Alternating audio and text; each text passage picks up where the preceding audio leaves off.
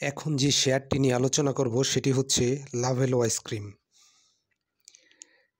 আজকে 7,70,000 শেয়ার হাতবদল হয়েছে, প্রাইস 77 টাকা 10 পয়সা এবং 3 টাকা 30 পয়সা মাইনাস করেছে। এই শেয়ারটি কিছুদিনে ভালোই আপ হয়েছে, তবে এটা এখন একটু ডাউন ট্রেন্ডে আছে। বর্তমান RSI হচ্ছে 40। লাভেলো আরও নিচে আসবে, হয়তো 72 বা 73 টাকায় আসতে পারে। এরপরে যখন আপট্রেন্ড কন্টিনিউ করবে, 90-এর আগ পর্যন্ত তার কোনো সাপ্লাই জোন নাই। 90-এর পরে 92-93-তে তার সাপ্লাই জোন আছে, তবে এরপরে আপট্রেন্ডে সে 90 টাকা ক্রস করবে বলে আশা করা যায়। বর্তমান যে পরিস্থিতিতে আছে তাতে RSI হচ্ছে 40 এবং RSI নিচের দিকে। আগামী 2-1 দিন আরেকটু কারেকশন হয়ে 70 বা 73 টাকায় আসবে। গত 2-3 দিন যাবৎ একটু ভলিউম করে ফেলছে, যদিও খুব বেশি না, তবে এগুলা যখন ম্যাচিউর হবে, কালকে যেমন 15 লক্ষ 16 লক্ষ প্রায় ম্যাচিউর হবে, এবং এই জন্য একটা সেল প্রেশার আসাটাই স্বাভাবিক। এবং বাজার যেহেতু ইন্ডেক্স মাইনাস হয়েছে, সেক্ষেত্রে সেল প্রেশারটা থাকবে। আর সেক্ষেত্রে এই শেয়ারটি 72 থেকে 73 টাকা আসতে পারে এবং আসার ভালোই সম্ভাবনা আছে।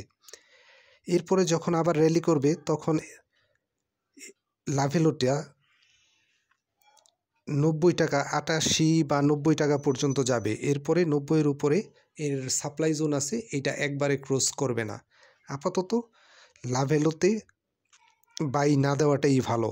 এই লাভেলো আইসক্রিমটা আরও 2-1 দিন নিচে আসবে এবং 70, 73, 74 টাকা এই পর্যন্ত আসবে বলে মনে হচ্ছে।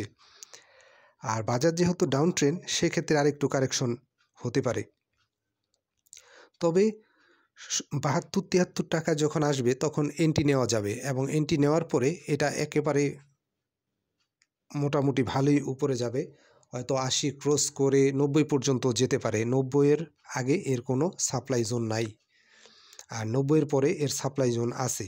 সেই লেভেলে যে আবার একটু কারেকশন দিবে, তারপরে হয়তো এক টানে সেটা ক্রস করবে। তবে আপাতত এই মুহূর্তে এটাই বলবো, লাভেলো আরও 2-1 দিন পরে যখন 70 বা 72 টাকা বা 73 টাকা এই লেভেলটায় যখন আসবে, তখন এন্ট্রি নেওয়া যাবে যদি ইন্ডেক্স প্লাস থাকে বা অল্প পরিমাণে মাইনাস থাকে। সেক্ষেত্রে ইন্ডেক্সের উপরে ট্রেডিং শেয়ারে এক্সিট এন্ট্রি নিতে হয়। আর ইন্ডেক্স যদি মাইনাস হয়, তাহলে কোনো কিছুই কাজ করবে না। ইন্ডেক্স প্লাস হলে সব কিছুই প্লাস হবে। আপাতত লাভেলো আইসক্রিমে এন্ট্রি নয়, অপেক্ষা করেন, কাঙ্ক্ষিত জায়গায় এন্ট্রি নেন এবং নিজের বিনিয়োগকে নিরাপদ রাখেন। ধন্যবাদ।